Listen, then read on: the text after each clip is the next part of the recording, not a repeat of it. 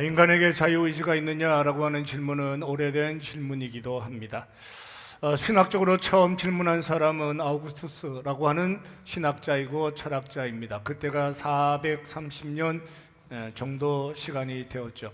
그 전에 누군가는 여전히 질문을 했겠지만 적어도 하나님이 전지전능하시다면 그 전지전능하신 하나님의 은혜를 붙잡고 살아가는 사람에게도 자유의지가 있느냐라고 하는 질문을 하게 되었습니다. 최근에 스탠포드 대학에서 뇌과학을 가르치는 세폴스키라고 하는 교수님은 인간은 자유의지가 없다라고 선언했습니다.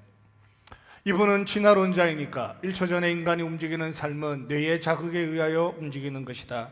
몇 분 전에 우리가 살아가는 삶의 결정은 호르몬의 변화에 의해서 결정되는 것이다. 며칠 전에 무엇인가를 결정하고 선택하는 일에 방해받는 것은 지난 일주일 동안 경험했던 스트레스나 삶이 내 자유의지를 방해하게 될 것이다.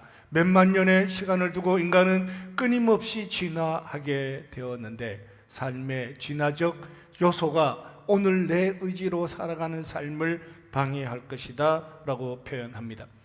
그럴 만한 유전자를 가지고 살았는데, 그럴 만한 삶의 환경에 있는데 내 호르몬이, 뇌가 우리의 삶을 결정한다면, 호르몬이 우리의 삶을 조정한다면 그 세상에서는 인간에게 자유의지라고 하는 것이 존재하지 않는다라고 하는 것입니다. 자유의지를 가지고 싶다라고 하는 것이 겨우 먹고 마시고 더 놀고 싶다라고 하는 정도의 삶의 수준을 위해서 자유의지를 꿈꾼다면 생각보다 어려운 것은 우리가 꿈꾸는 그 자유의지에 대하여 옆에 있는 사람이 방해하기 때문이죠. 내가 하고 싶은 인생을 산다라고 하는 것에 있어서 가장 어렵고 힘든 것은 하나님이 아니라 내가 무엇인가를 꿈꾼다, 내 하고 싶은 인생을 내가 마음대로 살고 싶다, 하나는 주의 좌편에 하나는 주의 우편에 앉고 싶다 하는 의지를 가지면 가장 힘든 것은 하나님이 무엇인가를 결정해 주는 것이 아니라 옆에 앉아있는 누군가가 분노하는 세상을 살아야 된다라고 하는 거죠. 나는 무엇인가 의지를 가지고 살아갈 때마다 하나님이 허락하지 않아서 이루어지지 않는 삶보다 옆에 앉아있는 누군가가 방해하는 것 때문에 자기가 이룰 수 없는 세상을 살아가는 것이 우리의 삶의 현실이기도 합니다. 믿음으로 예수 그리스도의 은혜를 꿈꾸고 살아가는 삶은 자유의지가 충만한 세상이 되든지 의지가 없는 세상을 살아가든지 어떤 세상을 살아간다 할지라도 하나님의 말씀을 부여잡은 예수 그리스도의 제자로 살아야 된다라고 말씀하셨습니다. 오늘은 부활 후의 첫 번째 제자들을 다시 만나시는, 부활 후 첫 번째 주일에 제자들을 다시 만나시는 주님의 사랑에 대해서 함께 묵상하기를 원합니다. 부활한 주님은 제자들을 지극히 사랑하시는 하나님이셨습니다.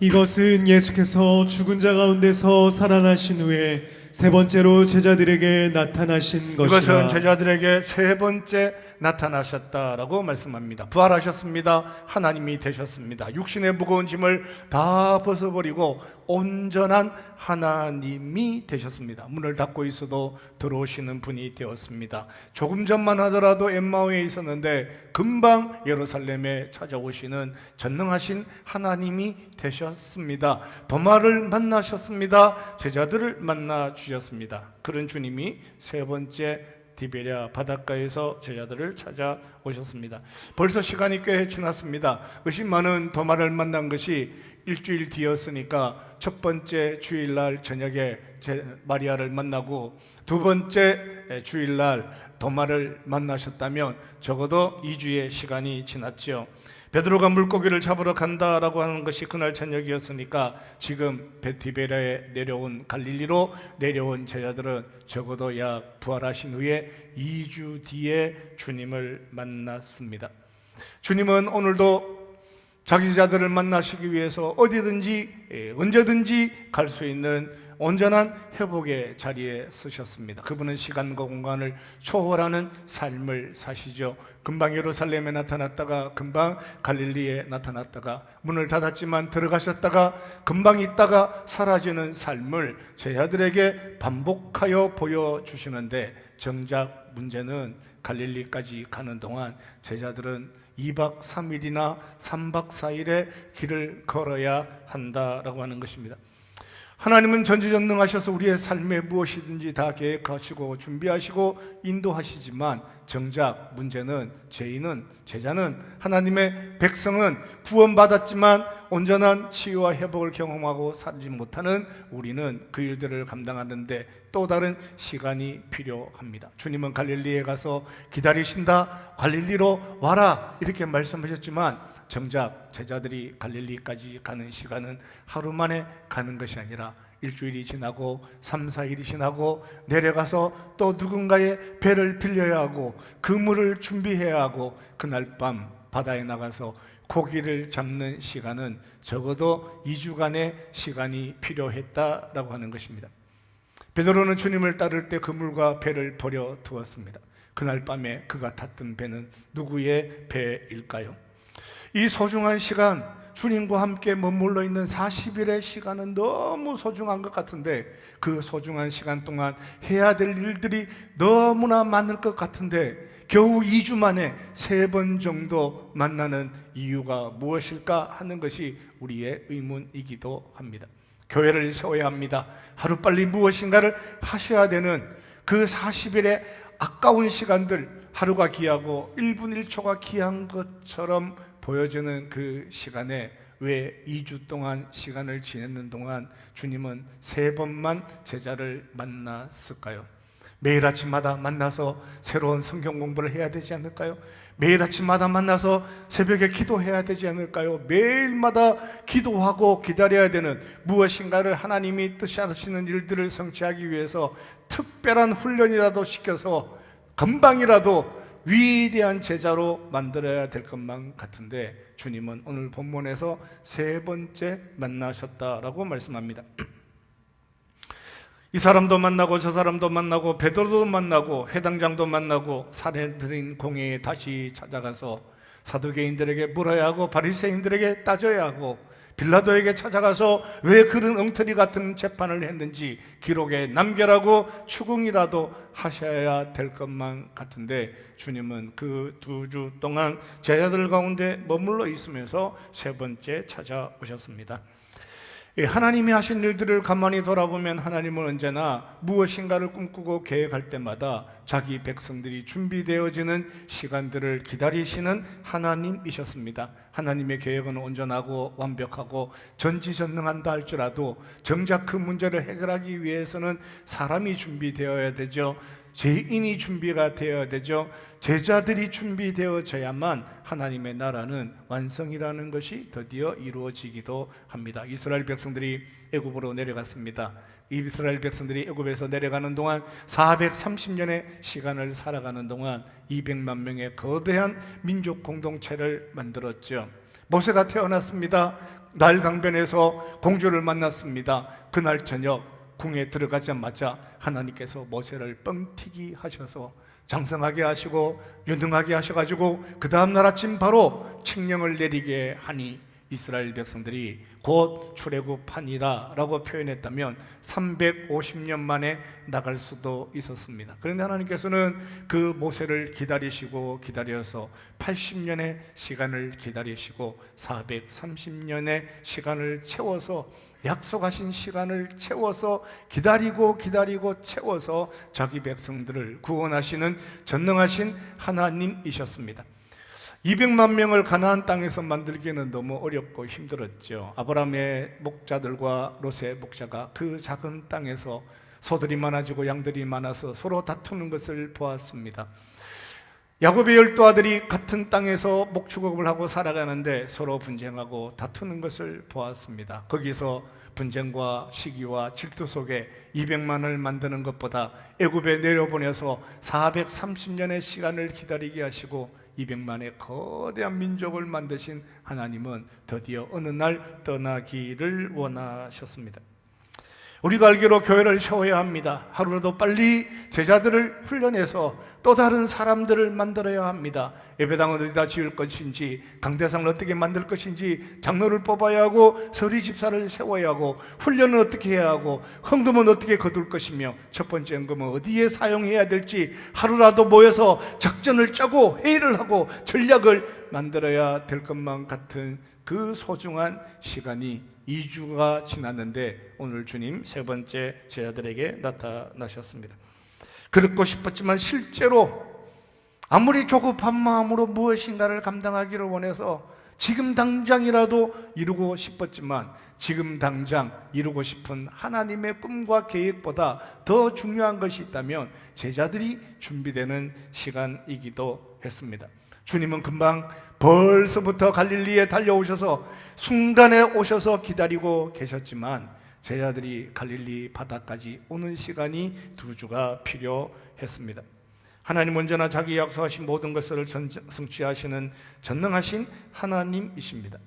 그래도 모든 일들을 하루 만에 다 해결하지 아니하시는, 끝내버리는 것을 원치 아니하시는 하나님이셨죠.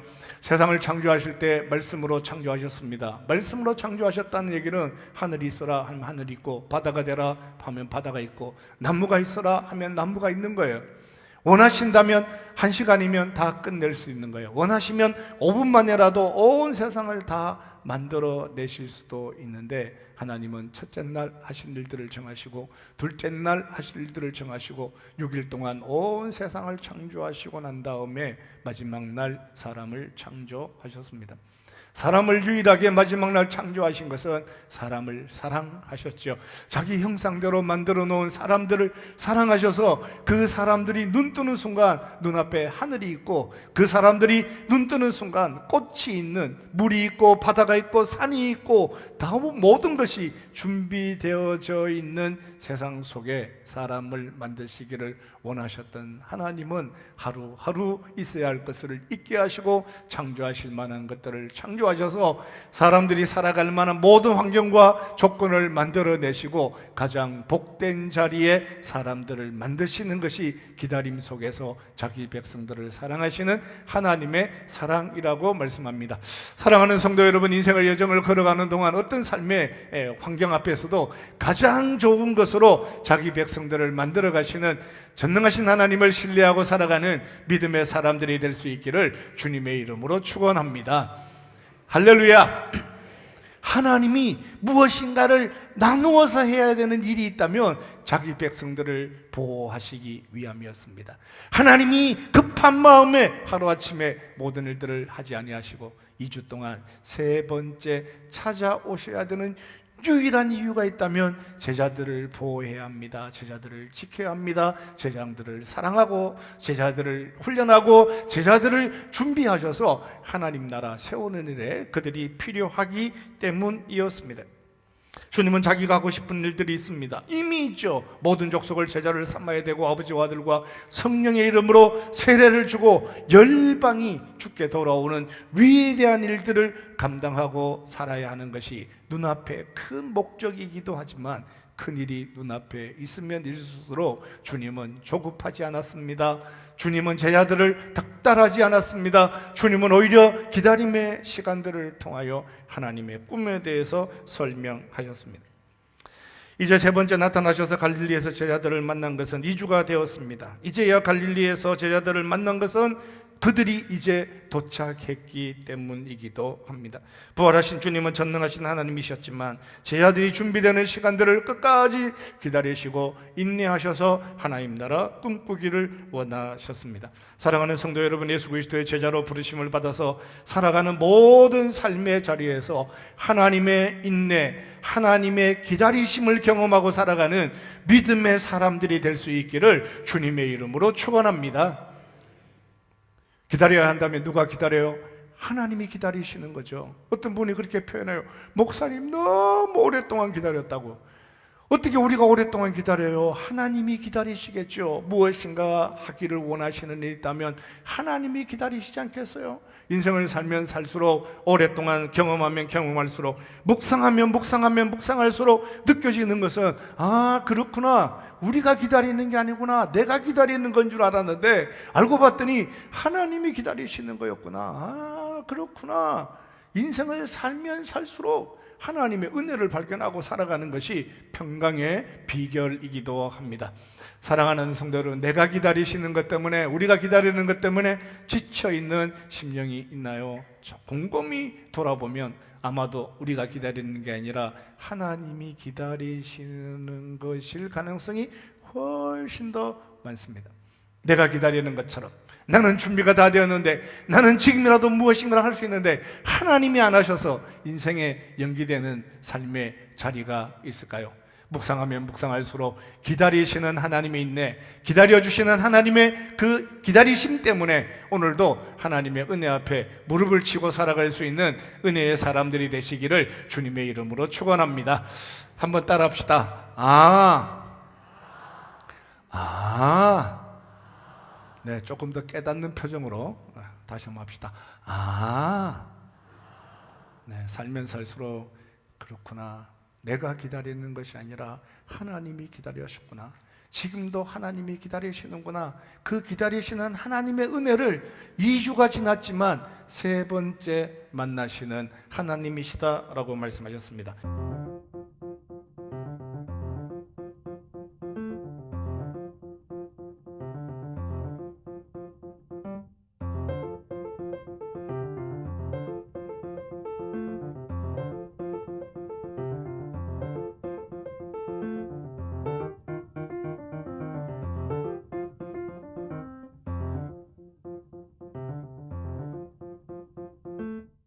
그들이 조각 먹은 후에 예수께서 시몬 베드로에게 이르시되, 요한의 아들 시몬아, 내가 이 사람들보다 나를 더 사랑하느냐 하시니, 이르되 주님, 그러하나이다.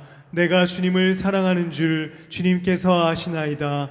이르시되 내 어린 양을 먹이라 하시고, 여종이 3번이나 집요하게 예수 그리스도를 부인하게 만들었던 것처럼 주님은 베드로를 붙잡고 집요하게 묻고 또 물으셔서 사랑을 고백하기를 원했습니다.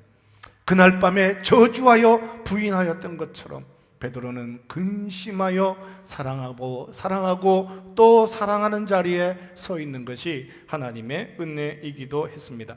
예수님은 정말 제 아들을 사랑하셨죠. 아끼고 소중하게 그들을 도와주셨습니다. 부활하신 주님께서 반드시 해야 될 일이 있다면 베드로를 회복하는 일이었습니다. 주님은 잡히시던 밤에 내가 나를 3번 부인하니라 말씀하셨는데 베드로는 말대꾸를 할 기회도 없이 의문의 일패를 만났습니다. 묵묵히 자기 자신이 부인하는, 자기를 만났지만 당황하지 아니하고, 왜 예수님을 원망하지 아니하고, 왜 나를 이런 부인하는 사람으로 만드셨는지에 대해서 묻지 아니하고 그 의문의 일패 앞에 침묵으로 자기를 지킵니다. 이제 주님은 다시 상처받은 베드로를 치유하기를 원하셔서 그날 밤 찾아오는데, 그 새벽에 찾아오셨는데 저녁이고 아침이지만 서로 다른 삶의 현장에 서 있지만, 그때는 가야바의 집들이었고 지금은 디베랴 호숫가이지만 같이 등장하는 하나가 있다면 숯불이라고 하는 것이었습니다. 여기 사용되는 단어는 안드라키아라고 하는 숯불이라고 하는 단어였는데 성경에서는 여기서 2번만 사용되죠. 요한은 그 숯불이 같은 숯불이었다라고 표현합니다. 그 숯불이 같은 숯불이었는데 어떤 숯불 앞에 섰을 때는 언젠가는 같은 숯불이었지만 부인하는 사람이 되었고, 같은 숯불이었지만 지금 여기서는 하나님을 사랑하는 자로 치유하고 회복하시는 하나님의 은혜를 경험하고 살아가는 삶이다 라고 하는 이야기를 하고 싶은 거예요. 요한복음 18장 18절, 그날 저녁에 만났던 그 숯불은 부인하는 숯불이었지만 오늘 21장 9절에 등장하는 숯불은 치유와 회복의 숯불이라고 말씀합니다. 제사장 뜰에서 베드로는 날이 추워서 숯불에 가까이 가게 되었는데 그 숯불에 가까이 가게 된 것 때문에 3번이나 부인하게 될 것이다 라고 하는 것을 이해할 수가 없었죠. 단지 추워서 가까이 갔을 뿐인데, 단지 먹고 살려고 부지런히 세상을 살았을 뿐인데, 그것이 주님을 부인하는 삶의 환경이 될 것이다 라고 하는 것은 꿈에도 생각하지 못하여 그날 밤 부인하고 또 부인하게 되었는데, 오늘 이 아침에 만난 이 숯불은 시인하고 사랑하고 또 사랑하고 회복하고 치유하고 또 치유하기를 원하시는 하나님의 은혜가 선포되는 삶의 자리이기도 했습니다. 여종이 집요하게 부인하여 너는 그 사람이라 물었던 것처럼 주님은 다 아시고 계심에도 불구하고 베드로에게 사랑하느냐 또 사랑하느냐 물었던 유일한 이유가 있다면 베드로를 치유하시고 회복하기를 원하셨죠. 그날 네가 3번 부인한 것이 있느냐? 오늘 3번 사랑을 고백하고 다시는 그날 밤에 만난 숯불이 너의 인생의 트라우마가 되지 아니하고, 너 하나님을 부인하고 살았던 의문의 일패가 더 이상 너의 삶의 상처가 되지 아니하고, 왜 이러십니까? 내가 3번 부인하고 산 것도 있었지만, 내 삶에는 의문의 일패도 있었지만 주님 앞에서 사랑합니다 더 사랑합니다 고백하고 살았던 은혜의 삶이다 라고 하는 것에 대하여 고백할 만한 기회를 베드로에게 허락하신 거죠. 사랑할 만한 기회를 허락하셨습니다. 사랑을 고백하고 살아갈 만한 일들을 하나님이 만들어 주셨습니다. 똑같은 숯불이었지만 그 숯불 앞에 설 때 언제는 부인하는 사람이 되었고, 똑같은 숯불 앞에 서게 되었지만 그 숯불은 하나님을 사랑하는 삶의 현장이 되기도 했습니다. 똑같은 세상을 살아갑니다. 그 세상 때문에 주님을 부인하고 살아야 될 삶의 공고함이 만들어지기도 하지만, 똑같은 세상을 살아가지만 그 세상 속에서 오히려 하나님을 사랑합니다 고백하고 살아갈 수 있는 기회로, 사랑을 말하고 살아갈 수 있는 은혜로 우리의 삶을 이끌어 가시는 것이 하나님이 원하시는 축복의 기회다라고 말씀했습니다. 사랑하는 성도 여러분, 똑같은 세상을 만나지만 그 세상 속에서 그 환경과 조건 때문에 하나님을 더 사랑하고 살아갈 수 있는 은혜의 사람들이 될 수 있기를 주님의 이름으로 축원합니다. 베드로를 묵상할 때마다 참 감사하고 은혜가 되는 것은, 베드로는 한 번도 그날 저녁에 일들에 대하여 변명하거나 주님께 따지지 않습니다. 주님을 처음 만났을 때 예수님 무슨 그런 말씀을 하셔서 저로 하여금 그 부끄러운 수치를 감당하게 하십니까? 3번이나 부인하게 하신다고 말씀하셨기 때문에 제가 그렇게 부인한 거 아니냐고 따지거나 묻지 않고 묵묵히 다시 치유하시고 회복하는 시간들을 속에 침묵을 지켜가는 것은 베드로가 누리는 은혜의 삶이기도 합니다. 이해되지 않는 삶을 만날 때가 있죠.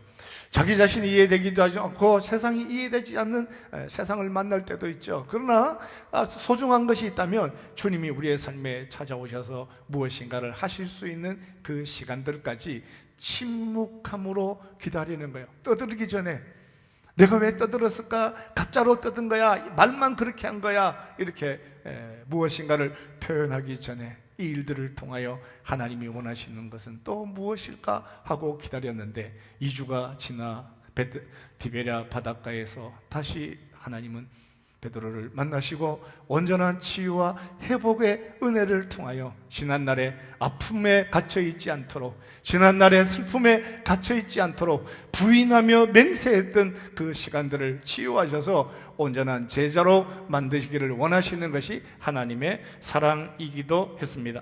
어두운 삶의 자리가 때로는 우리를 곤란하게 만들고 힘들게 한다 할지라도 다시 물을 때마다 몇백 번이라도 주님 사랑합니다 고백하고 살아갈 수 있는 믿음의 사람들이 될 수 있기를 주님의 이름으로 축원합니다. 한번 따라합시다. 사랑합니다.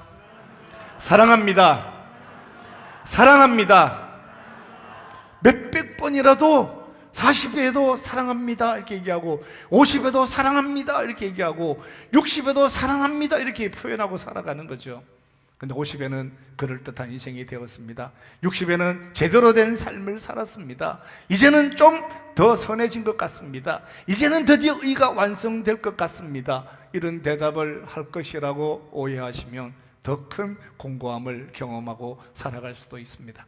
그날 저녁에 부인했던 것 이상으로 오늘 아침 사랑합니다, 사랑합니다, 사랑합니다. 세상이 어떤 환경과 조건을 만들어낸다 할지라도 나는 여전히 나의 힘이 되신 여호와여 내가 주를 사랑합니다 하는 고백 외에 달리 할 말이 없는 인생을 살아간다 할지라도 그 일들을 통하여 꿈꾸시는 하나님의 은혜에 동참하고 살아가는 거죠.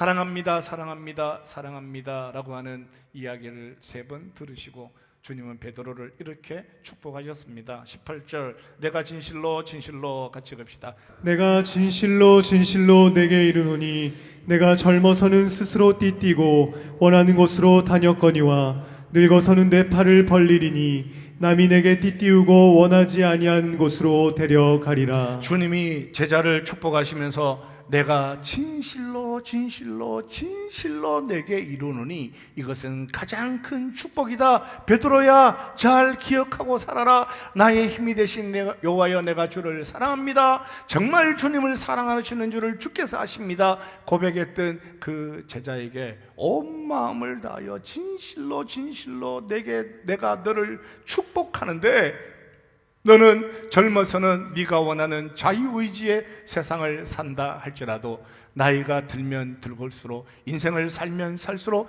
남이 띠띠우게 하는 누군가가 띠띠우게 하는 삶의 자리를 쓰게 된다 할지라도 누군가가 원치 않는 내가 원치 않는 누군가가 원하는 삶의 자리에 쓰게 된다 할지라도 그것은 너에게 반드시 복이 될 것이다 라고 하는 것이 예수님이 베드로를 축복하시는 말씀이었습니다. 남의 띠에 띠를 띠고 살아가는 것이 저주에 관한 것이 아니라 다른 사람의 띠를 띠고 사는 것이 은혜의 삶이다 이렇게 표현하는 거예요.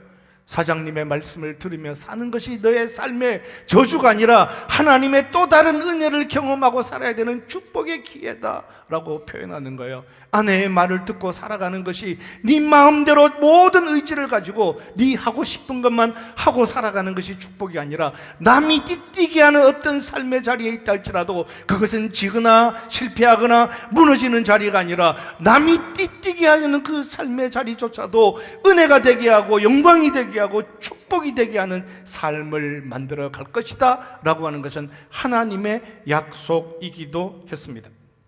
나는 내 의지대로 살아갈 수 있을까? 내가 원하는 삶을 꿈꾸고 살아갈 수 있을까? 내가 원하는 것을 다 감당하고 살아가는 세상이 될 수 있을까? 라고 하는 것이 누군가의 고민이기도 했는데 하나님은 그 제자를 축복하시면서 인생을 살아가는 동안 네가 하고 싶은 것만 하는 것이 축복이 아니라 남이 띠뛰게 하시는 일들을 통하여 부르심을 받은 그 자리, 원치 않는 삶의 자리랄지라도 그것을 가장 축복으로 만들어가는 것이 하나님의 전능하심이니 너 그 하나님을 신뢰하고 살아라 말씀하시는 것이 예수 그리스도 그분이 부활하신 주님이 베드로를 축복하시는 말씀의 은혜이기도 합니다. 전쟁 나는 세상 내가 전쟁을 만들지 않았는데요 너 남의 띠를 띠고 살아가는 그 삶이 된다 할지라도 그 전쟁 속에서 너에게 있어야 할 것으로 필요한 것으로 복되게 하시는 전능하신 하나님을 신뢰하고 살아라. 그것이 너에게 인생의 가장 큰 행복이 될 것이다 라고 하는 것이 하나님의 말씀이었습니다. 사랑하는 성도 여러분, 남이 띠뛰게 하는 삶의 자리에서도 하나님의 은혜를 경험하고 살아갈 수 있기를 주님의 이름으로 축원합니다. 할렐루야. 어떻게 인생을 자기가 원하는 것만 다 살겠어요? 아내 말을 또 들어야 되고, 네? 자녀의 말에 대해서도 띠뛰고 살아야 되는 삶이 있죠. 네? 자기 하고 싶은 것만을 하는 게 은혜인가요? 이렇게 얘기하는 거예요. 베드로에게 너 인생을 살아가는 동안 너 누군가 이야기를 들어야 될 시간들이 더 많을 거다. 요한의 이야기를 들어야 하고 야고보의 이야기를 들어야 하고 너 교회를 앞으로 이끌어가는 동안 요한의 말에, 요한의 띠에, 야고보의 띠에 이름 없는 누군가의 띠를 띠고 살아야 되는 삶이 된다 할지라도 너 그것이 하나님 원하시는 삶이 될 것이니 너 네 마음대로 네가 원하는 삶에 대해서 꿈꾸지 말아라. 나이가 들면 들수록 누군가가 띠띠게 하는 삶의 자리도 유능하게 받아들이고 수용하고 그 속에서 하나님 나라 꿈꾸고 살아가는 은혜의 삶이 될 것이다 라고 하는 것만큼 더 큰 은혜가 있을까요? 주님은 자기 제자의 회복을 꿈꾸면서 40일 동안 이 땅에 머물러 계셨습니다. 스가랴 14장 4절에 가면 이런 말씀합니다. 그날에 그 발이 예루살렘 앞 곧 동쪽 감람산에 서실 것이요. 이 말씀은 예수 그리스도가 승천하시는 말씀에 대하여 예언한 스가랴의 예언이기도 합니다. 여러분 근데 잘 보세요. 주님이 감람산 그날 밤에 잡히시기 전 밤에 거기에 섰습니다. 주님은 그날 승천하셔도 되는 시간이었습니다. 물었습니다. 내 뜻대로 하지 마옵시고 아버지의 뜻대로 하옵소서. 지금 승천하고 끝낼까요? 스가랴의 예언이 만분이 되는 오늘 그 감람산에 서게 되었는데 여기서 그냥 모든 것이 끝내는 삶이 될까요? 라고 기도하셨지만 자기의 뜻대로 살지 아니하시고 띠띠우게 하시는 분의 삶에 따라 43일 동안 십자가를 지시고 가장 낮은 곳에 내려가시고 갈릴리 호숫가에서 2주 동안이나 기다려서 금방 달려오면 뛰어오면 하루라도 이틀이라도 달려올 것 같은 금방이라도 올 것 같은 제자들에게 복장 터지는 시간 인내하시면서 기어이 만나 아침으로 준비하시고 3번이나 물어서 다시는 그것이 상처가 되지 않도록 축복하시고 하루가 급한 일들 속에서라도 40일을 기다려라 말씀하시고 그 다음에 또 10일을 기다려라 또 다시 10일을 기다려라 말씀하셔서라도 가장 소중한 교회를 세워가기를 원하시는 것이 하나님의 은혜였습니다.